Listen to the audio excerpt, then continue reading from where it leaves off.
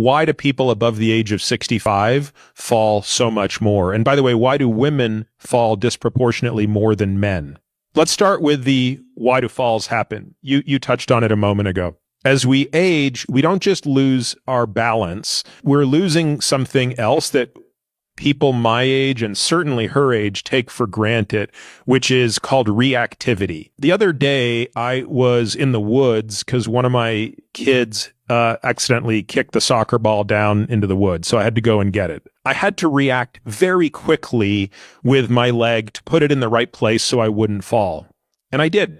And I'm sitting here talking about it, and I don't even remember which leg it was. That's how insignificant this was. The type of muscle fiber that was necessary to do that, which if we want to get technical is called a 2A muscle fiber, is the type of muscle fiber that is responsible for explosive movement. Those muscle fibers start getting weaker and weaker and shrinking at about the age of 25. And by the time someone's your age, you got threads of those things left. So you're losing those things. Now, the good news is you can train these muscle fibers, but the only way to train them is to move very heavy weights. A second obvious issue as we age is a reduction in bone density and a reduction in muscle mass. And this is the reason why women are more susceptible than men to these injuries, because for obvious reasons, women have less muscle mass on average and have lower bone density on average.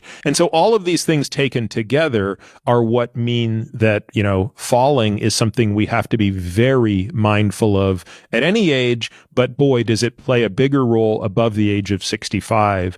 Is there anything that people of this age can do now to preserve that muscle or strengthen it, or did it have to be done while it was still in their 20s? A woman named Belinda Beck that I interviewed on my podcast a few months ago. She's a researcher in Australia, and she did a study there that I really was fond of called the Lift More study. They actually increased bone density. I find this to be one of the most uplifting and important findings with respect to aging.